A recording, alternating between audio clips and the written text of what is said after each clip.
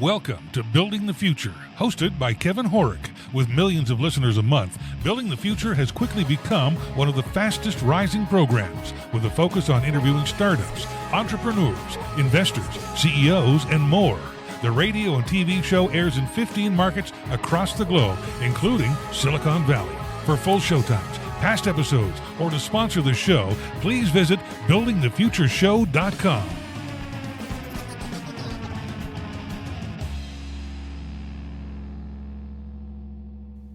Welcome back to the show. Today we have Martin Gurri. He's an author, geopolitical analyst, and former CIA. Martin, welcome to the show.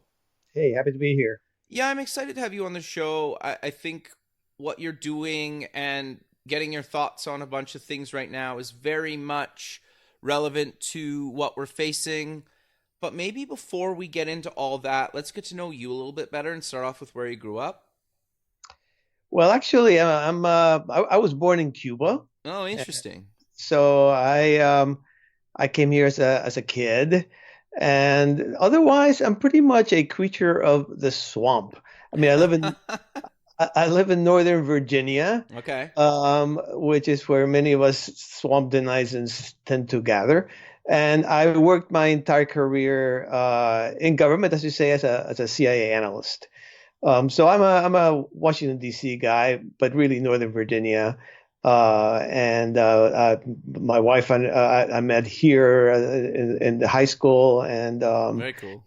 pretty much has been. I'm a local boy. I've traveled a lot, but usually come back here. Very cool. So you went to university. What did you take and why? Right. Oh, that's a really good question in more ways than one. And you're probably gonna ask me to stop talking in a minute. No, it'll be good. I'm interested. In my answer, I was a history guy. Okay. I was history. I went to George Mason University right here. Okay. I was a history major and I got my master's in history there as well. What got you passionate about history? Well, I mean, I did a big long post recently on the importance of understanding history. Okay. At any time, if you want to achieve anything in a society, and the sense that today there is sort of a war against memory, that we're trying to eradicate our memory of history. History seems to be looked on as kind of like the mother of injustice. Interesting. All the bad things seem to come from there. We all know that there were all these racists and all these bigots and these fascists and slave owners and all kinds of terrible people who really did exist back then. But that is used as a pretext for basically thinking we just have to transcend history. We have to repudiate history. Understanding it makes no sense. It's almost immoral. I think, and I hope I give some examples in my post, that you lose what Hannah Arendt, the philosopher, said, the dimension of depth in human experience when you have no history. You become kind of like, a person without a memory is like a shadow on a screen, and a country without a history is sort of like a shallow puddle that any wind can evaporate. You know what I mean? Sure. So if you want to, if there are forces that you find are unjust or abusive or not conforming to some ideal that you have, you cannot just get there by basically lobotomizing yourself. You can only get there by understanding how we got here and how we could get out of it. And I find like this is, you'll hear me talk a lot about a crisis of authority as being probably the central political issue of our moment. Okay. And I think in part, the crisis of authority is a loss of historical memory, and the recovery of memory and the restoration of authority are probably the same project. Okay. Interesting. But maybe before we dive into that a little bit deeper, I did cut you off there and you were talking about your university career. So do you want to maybe finish that and then talk about your career with some career highlights along the way up until what you're doing now, and then we'll dive into all that stuff? Yeah, I mean, I'm not really that exciting a person. I thought my university career was normal. I kissed butt with a lot of professors and got my grades and learned something along the way. My career in CIA was an interesting one. I mean, I always describe myself as having had probably the least glamorous job in CIA. Okay. Why Whenever do you I say talk, that? well, people think of CIA as license to kill and spy versus spy.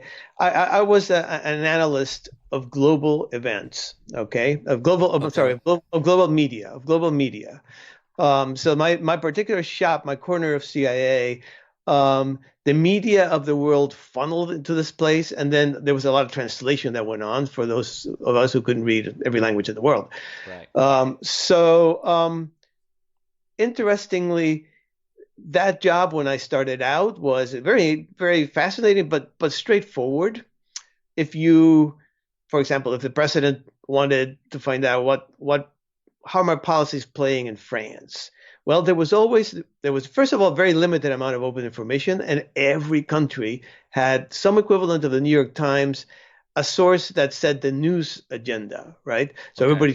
it led the parade, and everybody kind of followed suit.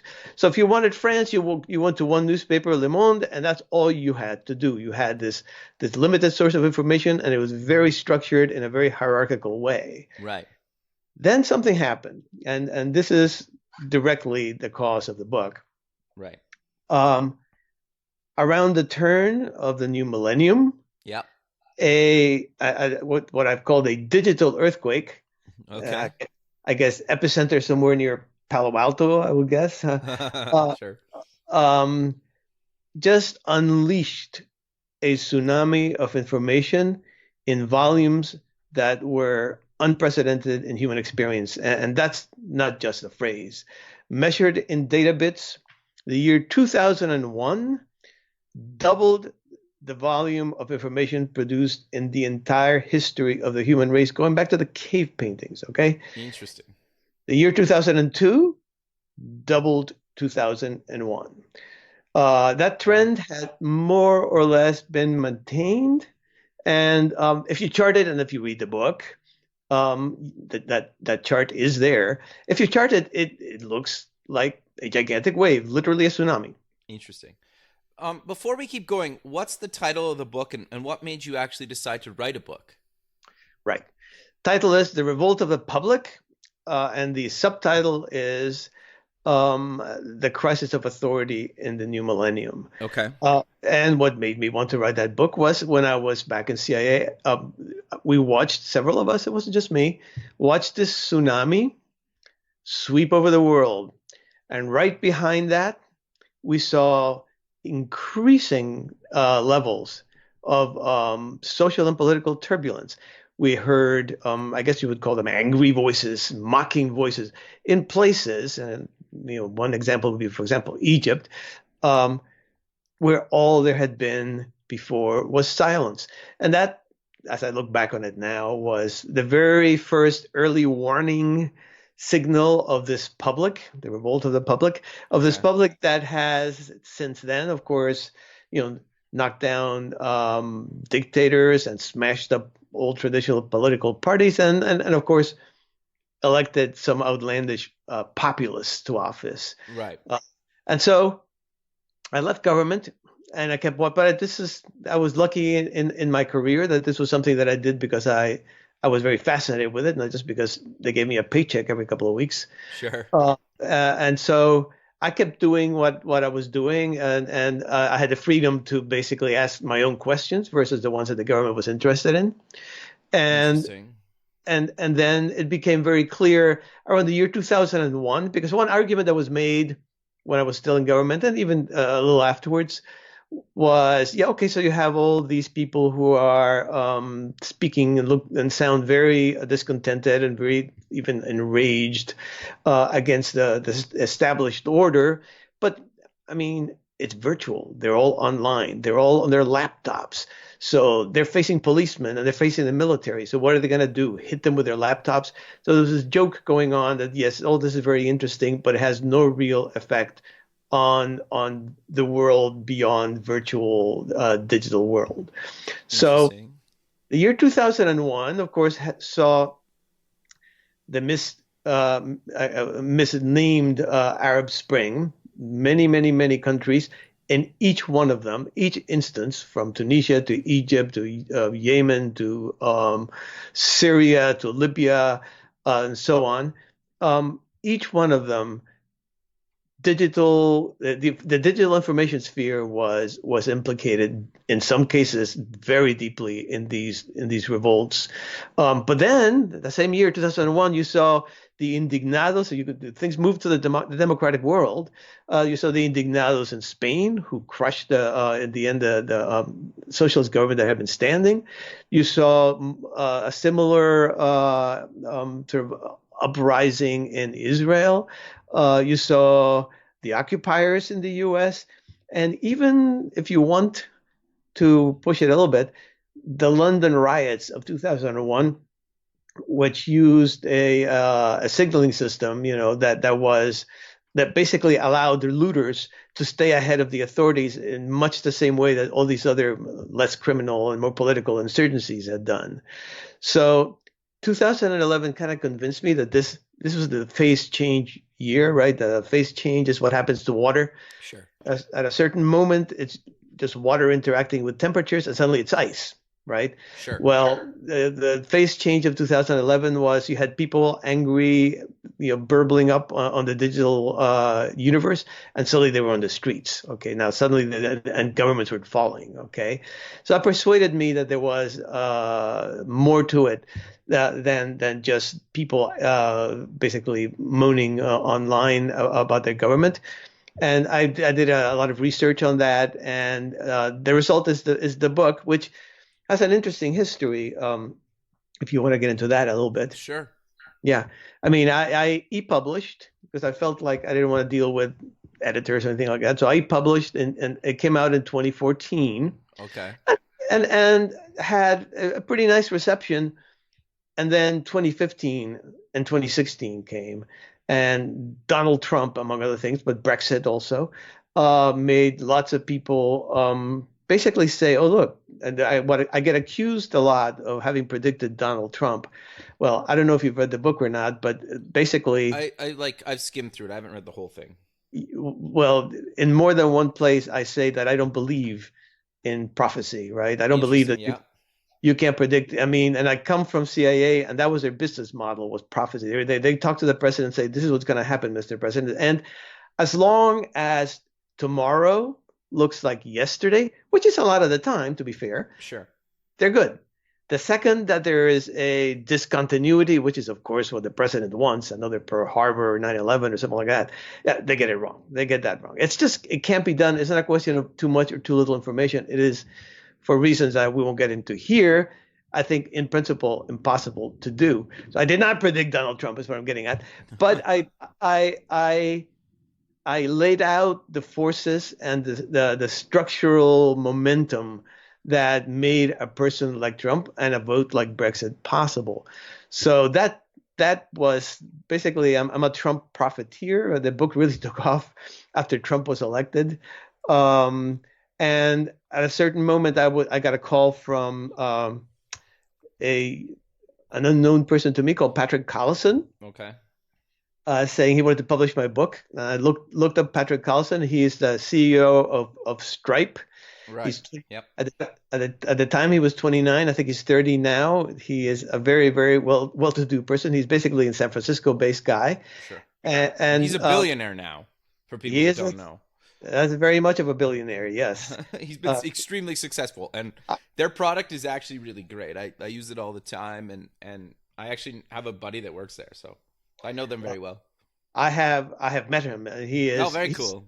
He is certifiably, I mean, if you look at his life history, he's certifiably a genius. Yeah. But he comes across as, some people are geniuses and you talk to them and you can't figure out what's going on inside their heads.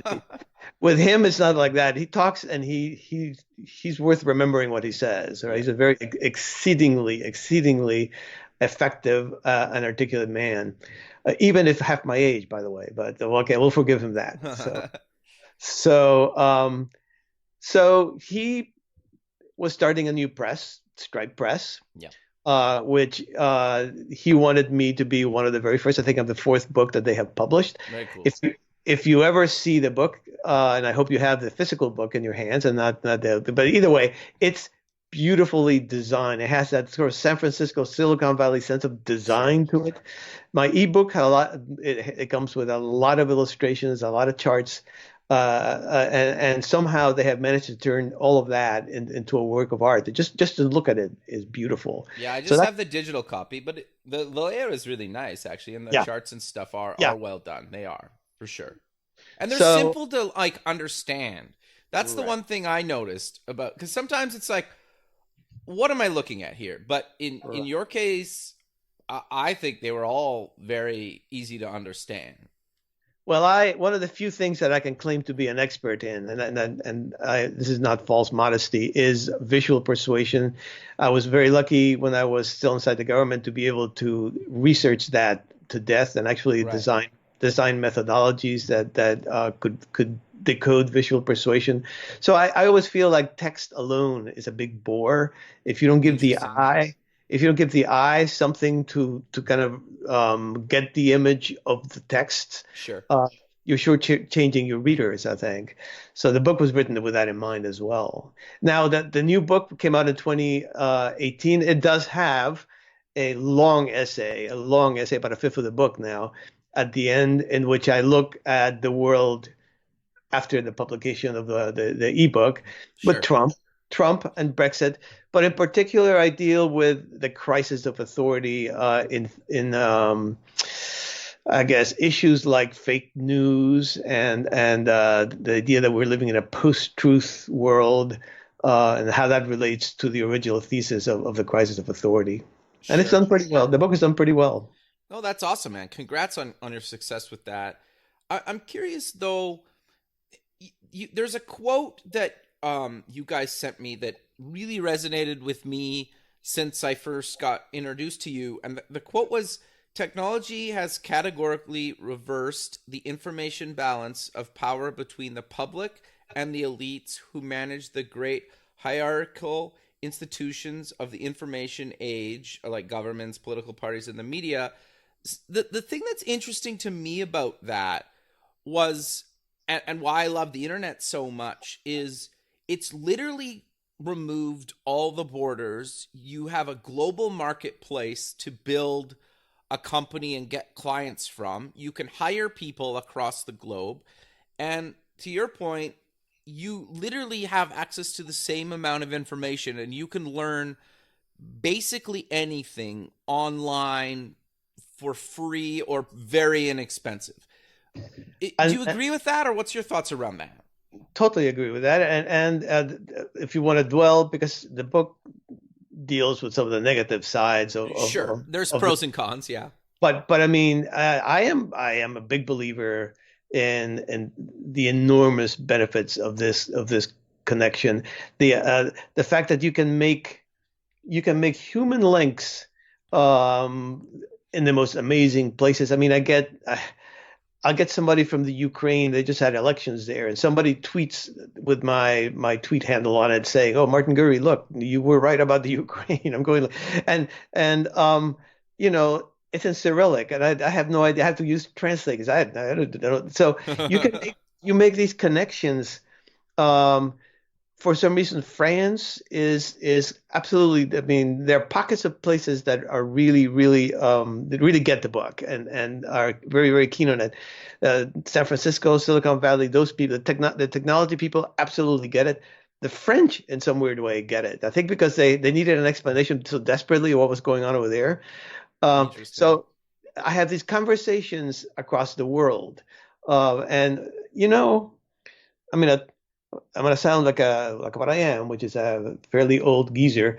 Um, I when I was in CIA, got posted to Paraguay, Okay, Asunción, Paraguay, and when I went there, there was no email yet. There, interesting. the Paraguayan Congress was debating this very strange thing called the internet, and the question is this a good witch or a bad witch? Is this a good thing or a bad? I mean, in Paraguay, just by its history and its location, is fairly denuded of information. Okay, if you want to do serious research in Paraguay, you're kind of in trouble. And here they had all this access to basically the entire world's knowledge set, and they were wondering whether it was a good thing or a bad thing. Well, those were the elites. The elites could get their information, right? They did the right thing, and they allowed the internet to come in, and email kicked in. And I went from a world in which it took me 6 weeks to get a letter back and forth between the time I posted a letter and I got a response from the US, 6 weeks had passed, to instantaneous. Okay, you have no idea what a change. So I saw that change in my life, my lived experience. Yeah, no, that's actually really quite fascinating. So I'm curious though, in this information age where people literally have access to everything and they can use that information for good and bad and everywhere in between, how do people understand and actually figure out what's truthful and what's not? Because I think that's really tricky sometimes for a lot of people. And I would put myself in that, right? Like, a lot of people seem to read the side of the political spectrum that they follow and don't read the other side to at least form their own opinion all the time, right? And I think understanding where both sides are coming from can potentially make you understand the world better, but also open up your mind to get new clients and new products, and actually potentially open up new business verticals. Do you agree with that, or what are your thoughts around that? Well, I do agree with that. I will give you my definition of analysis. Okay, sure. That's what I have been my whole life, and I thought really hard because you get given all these ideals, objectivity, and so forth, and you ask yourself, well, what does that mean? I don't think it means much, objectivity. I think analysis is the capacity to look at an event or an idea for as many perspectives as you can possibly fit inside a single subjective human brain. Okay, and perspective is massively important. I can take you to the top of the Empire State Building and show you the city that looks like the heavenly city down below, right? New York Sure. City, Manhattan. Or I can take you all the way down to the curb where the cars are honking and the homeless person is puking on the sidewalk, and it looks like hell, right? Sure. It is the same. It is the same city. It's not that reality is malleable or changeable. It's just a question of what is your perspective. So insofar as if you could do 360-degree perspective, you would have the largest amount of analytic insight into an event or an idea you can. I don't think anybody can do that. I don't think we can put ourselves into, very extreme circumstances. Probably just as well that we can't. But to the extent that you can, that is so. Now, what's happened to us in our moment is, as I relate in the book, we were given a perspective in the old days, right? It was easy for us. Right. We had Walter Cronkite and his kind, or the New York Times and their kind, and this is all the news that's fit to print. Here it is. This is it. This is the perspective. You don't need to think any harder. We're giving it to you. Okay. So there was a kind of a fiction that a mass audience existed, and the mass audience, it was like we would look into this gigantic mirror and we all looked the same. We had to somehow or another, all our differences had been planed out, and we just received this information and this perspective and we accepted it. Well, what the digital world has done is it's taken that mirror and kind of thrown it on the floor, and it's now in 1,000 pieces. And you were talking about one side or the other. In fact, I think that's vastly oversimplifying. I think there are hundreds of political perspectives. Sure. Okay. Fair enough. So you can be mostly on the right, and you can belong to about dozens of flavors of that. Sure. You can be on the left and be on dozens of flavors of that. And each one of these little war bands, I guess I would call political war bands, is struggling to be heard. And I think more than what you talked about, which is living in an information bubble, I think it's almost impossible to do that. But I think the problem is the noise deafens you because everybody's shouting. Everybody's shouting. The best way to get noticed, to grab attention, is to criticize somebody in such vicious and horrific terms that that person or their side returns the favor and starts yelling at you. And then suddenly now you and they are engaged in this very loud match, and the people behind you feel like they have to line up behind. So suddenly you are a leader in your group. And that dynamic goes all the way from some fairly marginal groups, but it's what elected Donald Trump. It's what's made Alexandria Ocasio-Cortez a thing. It is the dynamic of American politics today. Yeah, interesting. What's your thoughts around the whole fake news thing? Because it seems to me, and you can, obviously I want your thoughts on this, that everything could be labeled as fake news if you spin it in the right angle, right? Or am I missing something there? Again, it's perspective, right? I mean, yeah, sure. there are some things that are falsehoods. Sure. Okay. And there is a phenomenon, I think is the case. The question is, are people being deluded by lies? I guess that would be the Sure. blunt way of stating it.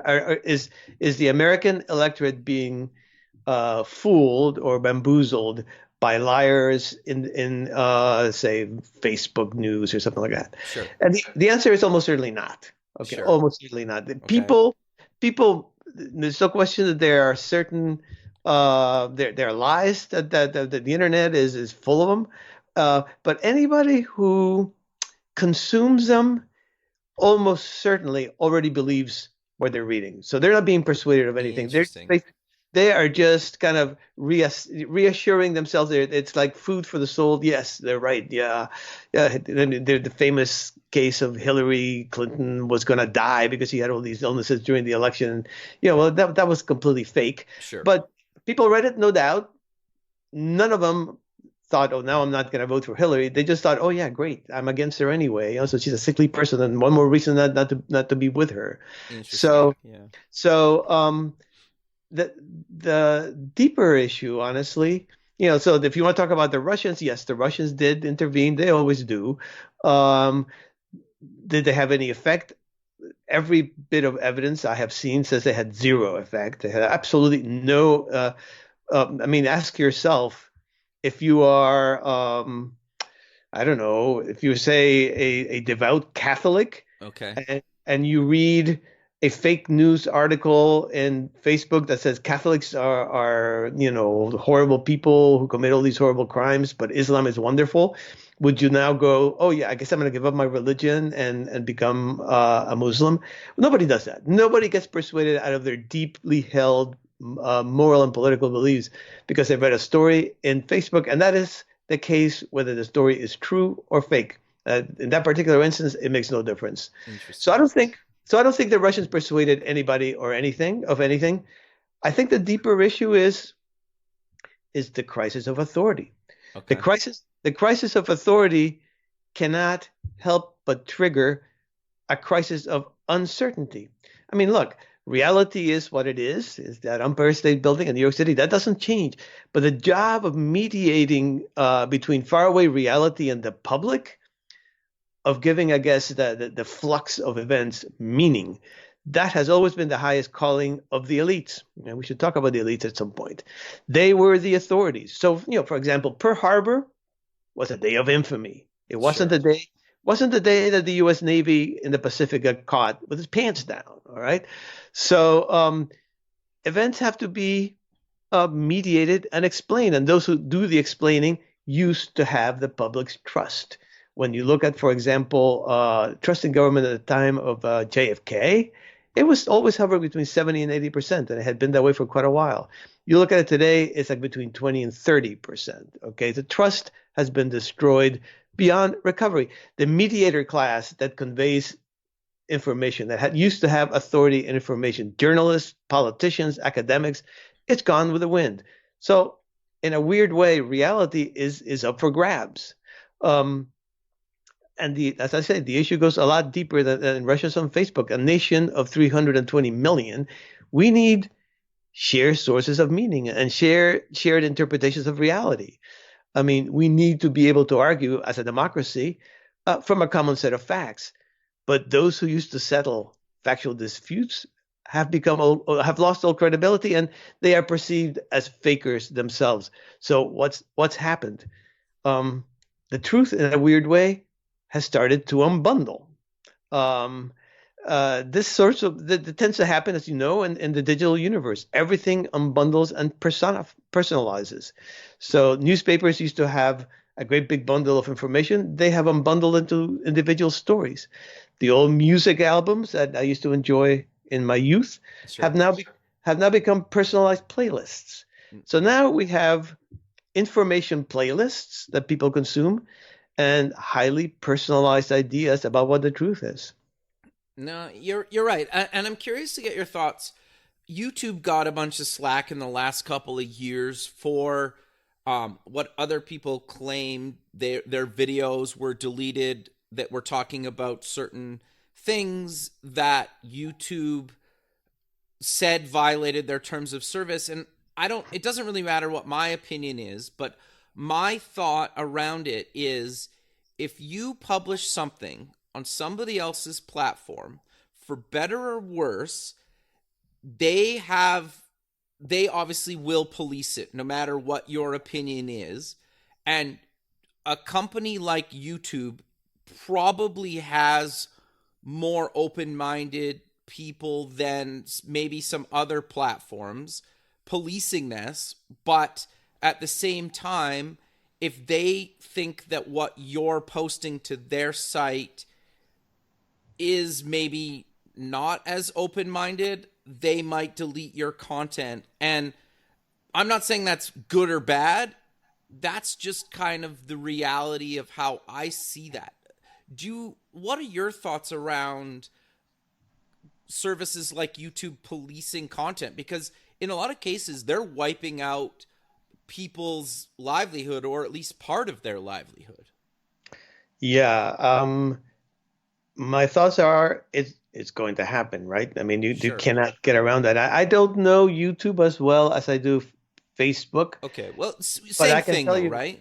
right, exactly that. I can tell you Facebook spends billions Sure. and thousands of people in what I think they call safety and security, which is, I mean, for example, young kids were committing suicide Yeah. on Facebook Live. Yeah. So that is not something you want to happen. Yeah. Um, so interestingly, what happens when you take measures is people get ticked off. In that particular instance, Facebook came up with these incredibly elaborate and I think clever um, algorithms to get a sense of when something that horrible was about to happen, just from the postings online, that there was a possibility that this person might be committing suicide, and created this network where responders were immediately alerted. Okay. Right. What happened was not, oh, thank you, Facebook, for preventing suicide, but what the hell are you doing trampling on our privacy? See? So Yeah. Interesting. it it's a these enormous platforms have to police themselves. Right. If I were to have a complaint, is that it's very opaque how they do that. Okay. Okay. They, What do you they mean by that? I mean, they don't put out a set of very clear rules and regulations that they say, well, because sometimes people get taken down, and the Right. question is, what is it? Where does it read that that person violated anything that you have said previously would not be allowed on your platform? And the answer is, well, we just made this up, right? I mean, a lot of times, Yeah. because it is. Look, these are people mostly, if you want the human aspect of it, who run these platforms. These are people who are in their own way very idealistic in a sort of hippy dippy way, and would love to have as open a platform as possible in that sense. I don't think they're into it to control the conversation. Sure. But then they get these gigantic. Well, first of all, the questions of legality. If people make death threats and things like that, well, that has to be addressed. Sure. Suicide again, and then they get all this public opinion, mostly from the elites, saying, well, why are you allowing these opinions to be broadcast in your platform? And they have to make a call as to what extent are these people are just unhappy because perfectly legitimate opinions that never used to be heard before are now being heard, Sure. and to what extent are these opinions actually in some way, either criminal or offensive in an egregious way. And nobody's ever going to be happy where they draw the line. Sure. Do you think though people get too offended by things nowadays, or have we always just been like that? It's just been brought more to the forefront with the internet. Yeah, that's a really good question. I I I tend to think that there is a generational aspect there. Okay.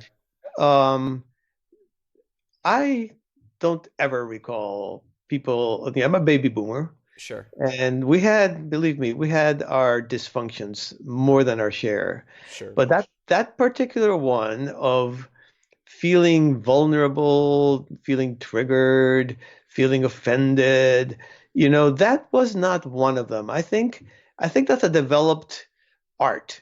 I think there are tremendously delicate individuals out there who, as a way of promoting the ideals they believe in, have antennas that reach out into the slightest little variation or deviation from those ideals, and then proclaim themselves to be offended, and then demand that violation of their ideals be somehow squelched. That's my take on that. And I think, honestly, the millennials have taken this to some kind of extreme that sometimes it's even hard for me to understand. I mean, young people tend to be pretty hardy. Us older people, if we feel threatened, you can see why. But yeah, I mean, you guys, you're very robust. You can bounce back. Nobody need be. You don't need safe spaces. You can deal with the world as it is, I think. Interesting. I think the other thing too that I want your thoughts around is it seems to me that the the more you can handle for better or worse and let it roll off you and kind of just let go, whether the person's right or wrong, you can't let some of that stuff affect you and ruin where you're trying to go in life, right? If you get so hung up with trying to fix other people's opinions, sometimes I feel like you end up wrecking your own career path or where you're trying to go. Do you agree with that, or have you found that? Or maybe people just need to stop caring so much what other people think of them or what they're trying to do and actually just figure out where they need to go in life and stop worrying about other people. Like, have you found that, or what are your thoughts around that? Well, remember what I said about being an analyst. Sure. I think, honestly, the no, our environment is so fast changing. Yeah, so I get asked a lot. Sure. So I can imagine. what should we do? What should we do? What should we do? And I say, okay, let's figure out where we are before we figure out what to do, because the environment is so fast changing that the place you're at may not be where you think you are. Okay, Sure. and I think if somebody disagrees with you very vehemently, the Yep. first question you ought to ask is, what makes that person think something that seems so strange to me? What is it? Don't assume that is a bad person or a stupid person. That sometimes is the normal assumption. Right. Assume that they are just as smart as you are, and just as well read and educated as you are, and just as well meaning as you are. So how can you get to that very strange position being all those things? And if you understand that, I think once you understand that, you can deal with that person in a much more persuasive way from your own ideals than just by yelling back. You yell back, and honestly, all you have is a shouting match. Right. If you understand why that person came to believe what they believed, and you respect that path, you can then attempt to persuade them to a new path because you know where that path has been. Otherwise, it's just, they're stupid, or they are bad people, or they're being misled by somebody, and well, if somebody tells you that as an argument, you're stupid, you're bad, you are being bamboozled by people. You're gonna change your mind. You just gotta get angry. That's Yeah, all you're fair. gonna do. It's Yeah. how you handle it, right? Well, it's wisdom is understanding the people that disagree with you and the people that you. Interesting. Yeah, I think, and that's always been the case. The internet makes that very difficult because the people that get, like I said, the most attention tend to be the ones that are the most vehement and loud and Sure. frankly obnoxious, because they get attention. But if you understand why they're doing that, and there's a perfectly logical and reasonable explanation why they do it, then you kind of see what the game is. Sure. No, that's interesting. Yeah. No, I'm actually. It seems to be the people that are the most successful are the ones that are willing to hear and understand where others are coming from, but also push themselves out of their own comfort zone while doing that. And then those are the people that truly change the world, right? Are the ones that just kind of accept those things and try to figure things out and understand and constantly learn. And I think the older you get, the more and more you realize you really have no idea what's actually going on, or how little you actually know. At least that's what I think. I've kind of noticed. I'm 36, just so you have some context, right? It's like the older I get, I'm like, wow, I know so little about most things, right? Well, you've just described my life. I mean, when I was a young man, I knew everything. Sure. Okay.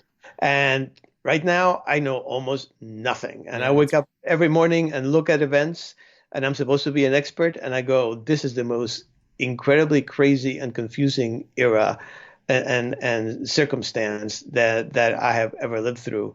The young me would have said, "Oh, I get it. I'm smart," and I would have chosen some path or some side or something. The old me just stands back and wants to understand as much as possible. And and sure. I and I think, um, I mean, honestly, there's the digital environment pressures you to take sides. Interesting. They're always kind of herding you in a certain direction. And I think we part of I think us. I mean, the digital environment is very new. It's a gigantic transformation. I call it the fifth wave of information. Interesting. Um, it is the equivalent of the when the printing press was invented. So we're just at the tippy end beginning of this era. Okay, and I think part of growing into it is going to be learning individually, not to be herded into camps and positions that we frankly don't feel that powerfully about, but even if when we agree with them, and that being put in there prevents us from them understanding what are all the other opposing voices.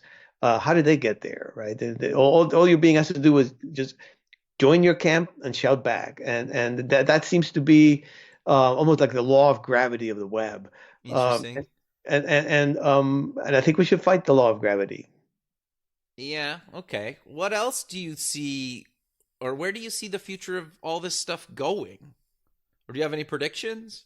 I have no predictions. Remember what I said. I am Okay, interesting. I complete disbeliever in prophecy, but I know what is hanging out there to be decided by us. Okay, And the reason I don't make predictions is because we all make choices. And when you have 330 million people making choices, it gets awfully complicated. And if you think you can predict that, good luck. sure. Um, but we have choices. Okay, I think we have an elite class. I mean, essentially, my take on our moment is there are these institutions that were shaped in the industrial age. They're very slow moving. They're very hierarchical.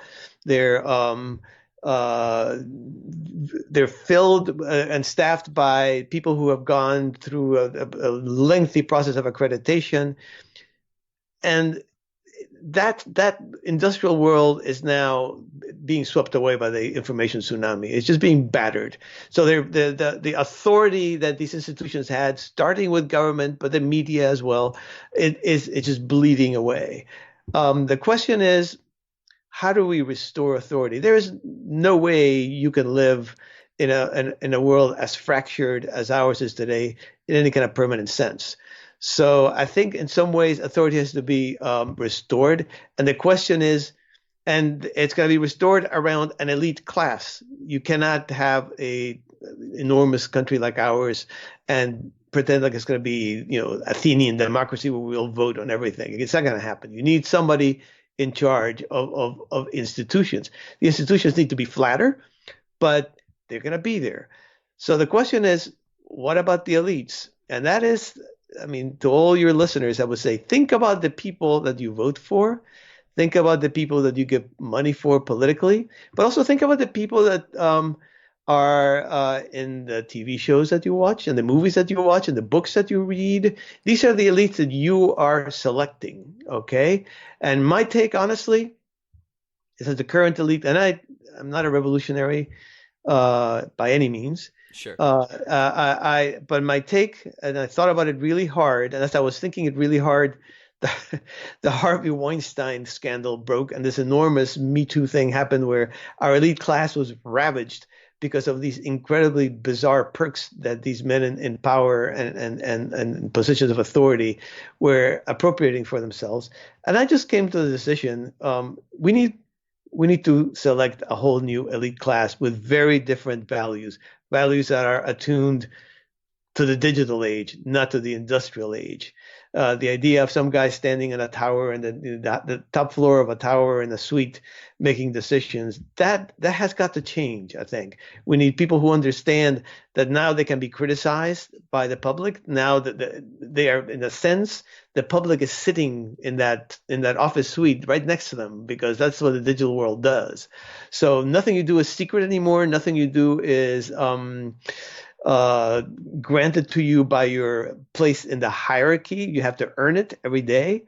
And I think if you ask me about the future, I would hope, I'm not going to predict, but I would hope it would bring a new elite class that is more attuned to this new environment, that is more honest, that is more courageous, and has more integrity than the people we have in the elite class today.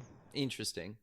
But what are your thoughts around, because it seems to be as more and more people become entrepreneurial, they're taking their own future into their own hands, and it seems to me anyway that more and more people almost don't care about who's in power, because they just don't trust any of them, and so they're putting their own future in their own hands because of the global marketplace that we talked about earlier, right? That if you create a business online that sells globally, sure, if one country has a recession or is going through some hard times, you just pivot your business and go after business in another country, and then once that other country recovers, maybe you go back there, or maybe you figure out how to make money through a recession, or other things. What is your thoughts around that kind of mindset? Yeah, that I think that is a very powerful and very liberating development. When I was in San Francisco, I talked to one guy who, I believe it was sandals. I want to say sandals. He just made sandals. Okay. He manufactured, but he sold them online to the world. Sure. So he had this very niche market. And I mean, listening to him, I thought, well, this is incredible. I mean, this is the kind of thing that could not possibly have happened at any number of levels when I was a young man. However, if you care about democracy, and remember, I was born in Cuba. Right. By the time I was 10 years old, I had lived in a dictatorship of the right and a dictatorship of the left. Okay. So I know what not democracy looks like and sounds like. So if you care about democracy, that's national, and you're not gonna want Canadians to vote in American elections, and nor do they want us to vote in theirs. So you have to work out, how can we create a discussion space and an information space that has enough authority to it that we can agree it's legitimate. What's happening now is whoever gets elected, the other side says you're illegitimate. We don't buy it. We don't think you really are the president. So, it happened to Obama in a sense with the Tea Party, and it happened to Trump practically the day he got elected. So we can't continue like that and expect democracy to function as it is intended. Yeah. No, it's interesting, right? Because it's quite fascinating just how people see that, right? And how Well, I think I love the fact that people have been taking their own kind of destiny in their own hands, and I think that inspires others to do the same thing. But I do agree with you that you do need some sort of authority around everything, or there's just chaos. But how that comes to be, I think it needs to change, and I think a lot of people think it needs to change, and it's really easy for me to say that because I don't really have any good ways of making that change happen other than getting more and more people out to build technology to actually make change, right? And I think that's one thing that a lot of people have the ability to do now, because it can literally cost hundreds of dollars to get a company up and going, and you start building technology to change some of this stuff that you're not happy with. And I love to see what people end up building, right, in the coming years. Yeah, and honestly, and I think it's going to be in part a generational change. Sure. A lot of these despicable elites that I finally decided really did not deserve to be where they were also baby boomers. And just Father Time will have his way with them. Yeah, I mean, I tend to agree that there is this opportunity for people to both express and commercialize on an individual basis in a way that was not possible before. You do have, though, a lot of choice. You are also but not just your podcast, which is a big megaphone for you, but you personally have. You vote, you give attention to certain people. To the extent that we give attention to people who are, for example, liars, well, then people are going to lie because they're getting attention. I mean, what my feeling is, the industrial age produced politicians that gave us solutions, right? That's what the word that you said. How do you solve the problem of inequality, solve the problem of joblessness? Well, that's assuming that these immensely complicated political, economic, and social relationships are like a mathematical equation that can be solved. Okay, and of course they can't be solved. So we demand of our elites that they give us these vast solutions, and then we basically devour them and tear them to bits when they can't after we've elected them or whatever. So I tell you what, if I ever hear a politician say, I'm not sure, or if he says, I tried that thing and it didn't work, we're going to try the next thing now. The way, for example, an entrepreneur would, right? If you tried an approach and it didn't get you go for the next. I mean, how many people have failed again and again before they hit the actual product? Basically. Pretty much everyone, basically.